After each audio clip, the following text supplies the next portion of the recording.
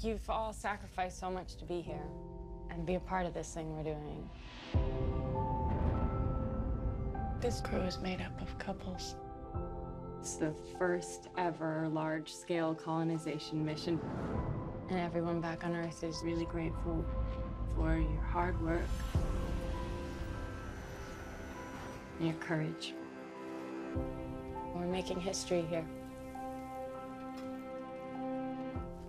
This is wheat. What are the odds of finding human vegetation this far from Earth? Who planted it?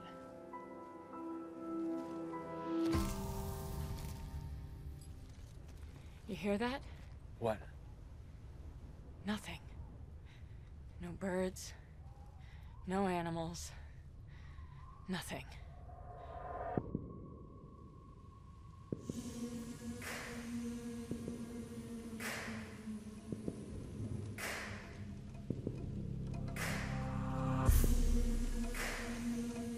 What happened here?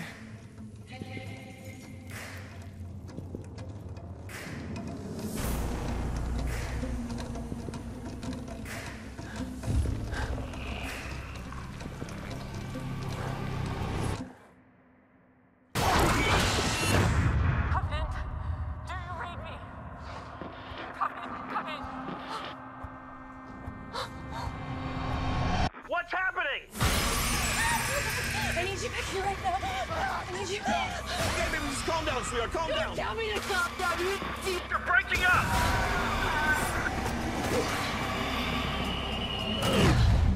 All of this is to start our new life.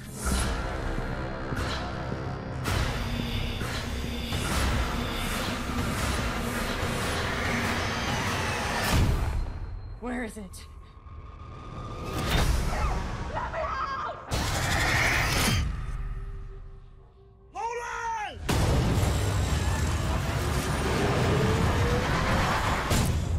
Holy.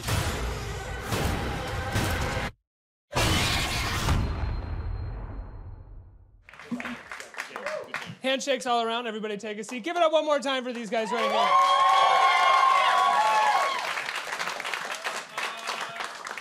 No diss to Prometheus, because I know that you're in Prometheus as well, but this is the best Alien movie in a really long time. It's phenomenal. In about 5 years? 5 years. 5 years. 5 yeah. years. That's one of 5 years. That's when Prometheus came out, right? Yeah. Roughly.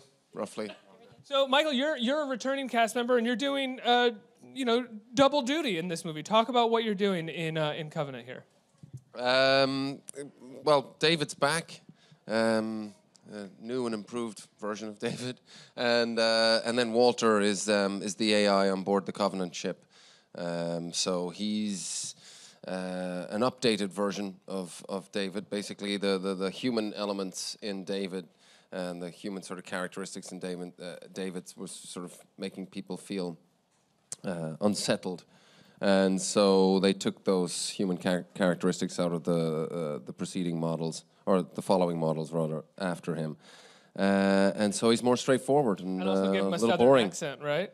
I just wanted to not make him English, so I made him more American and kept David with the sort of, Peter O'Toole influence. Do you think that giving him that American accent made him less sort of intimidating? Did the British accent make him more intimidating? No, I just had to pick something else. So I did. Very practical. An actor practical. prepares. Katherine, this is your first time working with Ridley Scott doing an Alien movie. Obviously, people are going to compare to Ripley, even though there's been other female leads. What was it like going into the film for you? Were you nervous about sort of stepping into those shoes, even though it is a different character?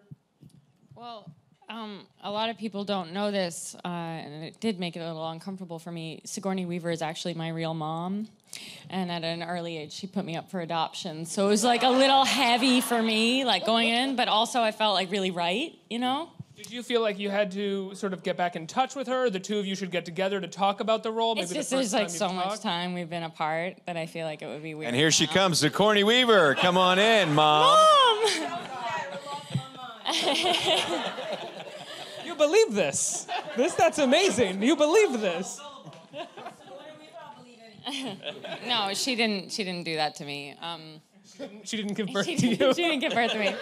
I'm glad we've clarified that. That would have been a horrible movie. I don't know. Ridley like projects so much confidence on set, and I feel like we all felt that when we were hired, that he really believed in us and was excited to tell this new chapter. So even though she's so iconic and what she did was incredible and everything, somehow I didn't really think about it while I was shooting. Only now when journalists ask me, I'm like, all right, that's We only have so much to go off of. We can't spoil anything from the movie. What do you want from me? Right. No, I'm not blaming take it you. easy, I'm not guys. I just, it's, I just never entered my mind while I was shooting. Yeah. Billy, you're the sort of new captain of the ship, but you have a lot of insecurity going into playing the captain. Talk about your character. That's a challenge. I felt quite secure playing a person who was insecure. You see the difference? The character is insecure. I just want to clarify. I'm on thin ice. There's a really interesting thing that Ridley has done with this entire series of movies is you never know who the protagonist is, who the antagonist is, who's going to fail under the pressure, who's going to rise to the match of the alien, or who's an android or who's human. So if you play somebody who's got a lot of internal conflict, the audience can project a lot onto it. So you buy yourself a little bit of time. So I loved playing that guy. Yeah, he definitely goes really far with that in this film as well, in terms of where it's going to go and where it ends up. You have no idea that it's going to go there. It's much darker than his other films. Well, yeah, I've heard Danny say before, it starts dark and gets darker. Yeah, there is no levity in the film. It's like something really bad happens, depending on how much you like James Franco, and then it just gets worse. Yeah. But I feel like Danny, that is kind of levity for you, going off of the sort of the films and the TV shows that you've done. All of the humor in those projects have been based off of sort of really dark material and finding humor in really dark. And I giggle when I was watching Alien Covenant and things were bursting out of chests and face huggers were jumping on and you're sort of twisting a mustache a little bit. I was giggling. I thought it was great. Yeah, and Ridley giggles as well. I mean, he would bring us on set and show us these bloody, scenes and cast members dead, and he just has like a gleam in his eye, and he loves it. He has a blast like making that bloody mess. Billy, what is it like? It's in the trailer, so I'm not giving anything away. That you get the face hugger, right? So well, you don't actually see the contact. You see it attack, but you don't see Captain Orum's cat-like reflexes, where stops the face hugger, tosses it aside, and it lands smack in Tennessee's face. Yeah, that's what happens. Does anyone just want to answer what it was like messing around with a face hugger? You'll have to ask my double, because Ridley said, I'm not going to need you for this. You should go home. Really? Yeah, because I was injured at the time, and so he didn't want me moving around a whole lot. Billy doesn't like people touching him. Yeah, that's the whole thing. My feelings were injured. Billy broke sad. a rib on set, and it was really fun to then try to crack him up because Michael and tell me your name again. James Franco. James Franco. There's nothing more painful when you have a broken rib than laughing, and so these two got a big kick out of trying to make me laugh at it. How did you break a rib? Well, I saw a tree look at me sideways when I was at sprinted out into for a it? jog, and so I tried to take it out, and the tree was well rooted. What can I tell you? I don't know a whole lot about Australian foliage, so. Talk to me about. I made a mistake. Talk to me about the abandoned city, the set on the planet that you guys land on. It's pretty incredible. How much of that was CGI? How much of that was a practical set that Ridley had built? It's really beautiful. That was Milford Sound, wasn't it? That's a place in New Zealand. Really spectacular part of the world. Quite sort of remote, hard to get to, and has 13 meters of rain a year. Yeah, rainfall. which is a lot in our measurements. That's like 2 feet. It's more than an inch a day or something. Yeah, that's a lot. It's a lot. More about the rainfall, guys. 90 feet, 9 stories to you guys. Look back out here and you can count one. That's how many per year in Milford Sound. Just take a time, process it. Also home of the wingless bird. But what about the abandoned city itself? Not just the sort of forests and the greenery, but the sort of amazing abandoned city that your character's been in. Well, that was a mixture of being in the studio and then we were filming out in this, it was like an old sort of quarry, which sort of was for the exterior parts of it. But, you know, inside sort of David's lair and the internal parts, that was all done in the studio in Sydney, Fox Studios there. It's incredibly beautiful, the city. It's just gorgeous to look at. And it fits really well into the Alien filmography, I guess you could say. Katherine, what was it like working with Ridley Scott? He seems to be having more fun on this film than I think I've seen him have on some of his previous films. Maybe The Martian, I guess. But he's having a lot of fun in the Alien universe here. Yeah, I mean, he's got the gift of eternal youth. He's so energetic 80. on set. Yeah, he just turn 80, or he was 79 when we made it, and you really wouldn't know it. He's like a general leading his troops into battle every day, but like a giddy, excited general, if that makes any sense. And he's so organized, and he has everything worked out that he wants to do. And often when people are like so visual like that, they can be kind of rigid, but he's really playful and really open to ideas. And I think he even kind of gets off on like setting us against each other. He'll be like, Michael had a good take. You know? What are you gonna do? You know? Really? Yeah. It's so light and playful, you know, and he often says, can we curse here? Yeah? Swears? Oh, yeah, Swears you can okay? curse. Yeah, sorry. I thought you were saying he asks. Oh, you that. got a lot of Yeah. encouragement to curse, actually. People were taught, do it, I need to hear a swear.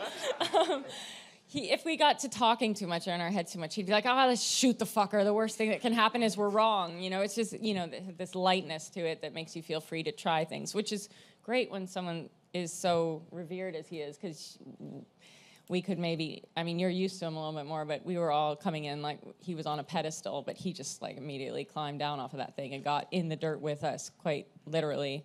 So... Well, that's very different than I think great. you would, like you said, you would expect from him, considering the sort of aesthetic of his films. You wouldn't expect That him he'd to be be that rigid, playful maybe. and that Yeah. open to failure consistently. I mean, Yeah. there's very little failure in the film, if any at all. But I think it's rare that a director like him is open to that. Did you find him to be that way on Prometheus when you started working with him? Yeah, I think, you know, he casts his movie very well. And I mean that sort of not just for, you know, the actors, it's all the departments. And he's been doing this for quite a while, you know. I mean, made his first film when he was 40, The Duelist. But before that, you know, he'd shot something like 2,000 commercials. And, you know, he came from art background. He's a 7-year student in art school. And so, you know, he's bringing a lot of experience. And I find that when you work with people that really know what they're doing, it doesn't become difficult. It becomes, you know, it's easier. He expects you to come prepared and have ideas. But then after that, you know, he wants to have fun because, you know, the other thing is he never stops working. It's like, you know, if he's not in pre-production, he's shooting. And if he's not shooting, he's in post-production. So, you know, he loves his job. That's just very clear. Now, you are 4 of a crew of, I think, like, you know, 10 or 12 total in the movie, outside of the 30 or 40 colonists that we don't really get to see in the film. 2,000. 2,000 colonists? Yeah. Really? On the ship? Excuse me. Mm-hmm. I saw the movie. I just didn't get the numbers, Katherine. Sorry. He didn't even watch the movie. He's just like, fast forwarded. He just watched my scenes. But in metric, it's 2,000. And Billy, tell me about the rainfall one more time, if you could, please. Thanks. 13 Take a meters. gander back here. You could fit almost 2,000 people into 9 stories.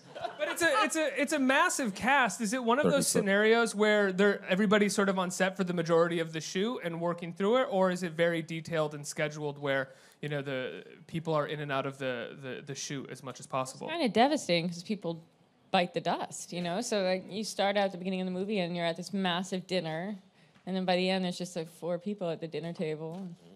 Nobody really wants to hang out anymore. Yeah. So Too many bad memories of the people who've left, you know. I did feel that there was a sudden departure of like 4 or 5 cast members, and it did feel and they would move on to other Setting. jobs, so you kind of felt betrayed. You were like, well, abandoned. Yeah, what happened? We were all a team. You can't work until we're all done. I lit a candle for Billy every night after. But I was still working. That's the part that we stayed together, or we had an apartment together, and I could say, you could blow the candle out. I'm still alive. This is a wish candle. I want you to leave, is what the candle was for. You were wishing Billy away from the set. I'm so sorry, Billy. This is a hard moment for me. And guys, I went to school. Thank you. I went to school right down the street there. So it does feel like a big accomplishment to have gone to acting school right down the street. Are we in Tower Records? Yeah, we were in the we're in old Tower Tower Records, Records. yeah. And to now MLB be fan promoted cave. feature length. It was was. It was an MLB fan cave. Tourists came in just to watch baseball games on camera in this room. It was very strange. I smelled that. I could tell from. Billy, Michael, you guys have done action films before. Katherine, you've done fantasy. You were just in the recent Harry Potter film, or not Harry Potter, but that's Harry. did you Fantastic Beasts? Danny, Katherine, did you guys have to do any training going into Alien? It's not military necessarily, but you are holding weapons and running around and shooting. And you don't like this missed question. the training, right? Because you came in. I think after Ridley we knew. did it. You see me and you're like, this guy's pretty fit. He knows his way around. He wanted to keep me exactly where I was. There was obviously no requirements for what sort of physical shape you needed to be in to go on this mission, which I thought was cool. It keeps the crew diverse. It's nice. They didn't want to train him too much because they'd make the rest of us look bad. So yeah. So no training whatsoever. Yeah. He saw the foot fist way. Yeah, he saw that. He knew I could handle myself. No. We did before Danny arrived. Yeah. I think you just worked that into I your shut schedule. it down. I was like, no more training, guys. It's enough. Stop! Yeah. The first day I got there, I hadn't even met most of the other actors in our little crew, and they were doing weapons training in a massive soundstage, which, is loud when guns are going off in a soundstage. So that was a freaky, sort of stressful introduction to it all. But, it's just, things are always so much more intimidating in your mind. Like within 5 minutes of messing around with this, Australian military issue weapon, I was like, bam, bam, bam. Oh, well, that was a thing. We had to do these stunt rehearsals, and we had these wooden guns for the stunt rehearsals, and the coordinator said, make the sound effects of the guns, just so the other actors know when you're shooting and stuff. And we did one, and everybody was just stopped and stared at me, because all the dudes in the crew were like, and doing all these sounds they've been doing since they were kids. And I didn't even realize it, but I was going like, bam, bam, bam, bam, bam. So that was a learning curve for me and really humiliating. Michael, you have some incredible scenes against yourself in the film. What was it like shooting those? Who was your double, and how did you do that? A guy called Tom O'Sullivan was my double, and he was great, actually, because he studied sort of, the movement of the characters and the attitude. So we just worked, very sort of closely in terms of getting the blocking right and just being very disciplined with that, because you put one plate on top of the other, so where you're holding the flute, have to try and match that and sort of the reverse of it. It's an incredible one take that just keeps floating back and forth. It's beautiful. Yeah. Was that difficult to do? Not really, no. It's just about being, precise in terms of the blocking. The hard part was the fight. Just to sort of kind of remember which side I was sort of coming from, if it was Walter or David, defense or attack. That was a little confusing, but fun. Danny, this is a different performance from you. I think usually you're required to be extremely funny, and you are funny in this when you have to be, but you're not required to be. You're not throwing out lines all the time to sort of get jokes. What was that like for you as an actor? He was. It They was just relief. put him in the movie. It was awesome when I talked to Ridley. I had no idea what the part would be, and I think like most people, I assumed, I'll probably just come in and crack some jokes and get my head ripped off, and so when I read the script, I was like, oh, this is cool that he's actually going to rely on me for something a little different than what I've been hired to do before. So yeah, it was awesome. It was a lot of fun. Were you nervous about being relied on to do something different? Nah, I mean, I feel like the stuff we make anyway, Eastbound, Vice Principals, it's all a degree away from being very tragic. So I don't think the approach is really that different. You're just trying to be believable at the end of the day, no matter what genre it is. Yeah, absolutely. Let's get some questions from the audience. Who has a microphone? You do. I do. Sorry, guys. I wanted to ask you guys, did you take any props from the set after y'all finished everything? Do you know what I really regret not stealing was one of the little birds that was in the original Alien that he brought back, the little, what are they doing? They're just, dipping or... Oh, yeah, in the water? Yeah. Yeah. I took a flute. You did? From this one because you didn't take one from Prometheus, or... There was There were no no flute in flutes. Prometheus. There was the engineer flute. Yeah, the engineer But that wasn't special to me. Just watched it a couple days ago. It was there. They gave me some clothes. I got a pair of boots. But I didn't. Confused by that. When are those going to come What in do I do handy? with these things? No, I wish. But I so regret now not stealing something freaky. Yeah. Like one day I was in my trailer and I looked out and one of the guys from the art department was just walking by with one of my friend's heads. You know, and that would have been fun. Just sat around the house. Like little security by the window or something. Trying to pack the egg into a bag, you know, inconspicuously. Fit. Who has a microphone? Next question, right here. Hey everyone, this is a question for all of you. Would you say you're more comfortable in a big production like this or in an indie film? And what would be the pros and cons of one type of production versus the other for you? Food service is so much better on the big movies. You know, for as big as this production was, though, it really, I don't know, the tone on the set is pretty light, and it's, I don't know, it wasn't as, like, daunting as you would imagine something would be that's this large. I mean, you would get there, and at the end of the day, whether it's an independent film or a big film, it really is just the cameraman, the actors, and the director, and, you know, and Ridley just kept it light the whole time. Yeah, usually, I guess, the big difference is time. So on a bigger film, you know, it takes longer, you move slower, but the way Ridley shoots, because he's using 4 or 5 cameras, we're moving really fast. So we shot this in 73 days. Usually that would be like a 90-something day shoot or a 100-day shoot even. Michael, can I ask, your performance plays on a lot of different tones, I think, especially when Walter and David are together, and there's these incredible monologues that David has, and also the sort of the true nature of David is revealed without spoiling anything. And you're playing on a very serious tone. There's commentary in the script about AI and the future of AI, but then there's also a kind of comic tone, I think, underneath that you're playing with. Can you talk about doing that a little bit? Is that difficult to sort of to manage? I was just trying to impress Danny, and You never did. got a laugh off him. He never even looked at me. It was the first time we've actually spoken together. It was just something that I introduced with Prometheus. You know, I was talking to Steve McQueen at the time. We were shooting Shame, and I said, you know, I'm going on to the Prometheus next. And he was like, wow. And he said, and I said, oh, you know, don't know what I'm going to do. I'm pretty stressed. You know, Ridley Scott. He's like, just have fun. You've got to have fun on this movie, you know, with this opportunity. So it kind of started with that, and David just became a kind of fun character to sort of play around with and be, you know, kind of creepy and funny, you know. Next question. I think we have time for 2 more. Right, you are standing with a microphone. Hi, this question is for Mr. Fassbender. This is a song. Very funny. My name's Not impressed. I actually am. Not impressed, Michael. I actually am. Don't worry. I'm Michael. I'm from Jersey. Thanks for coming. You're all awesome. This question is actually for you, Mr. Fassbender. How you doing? Good, thanks.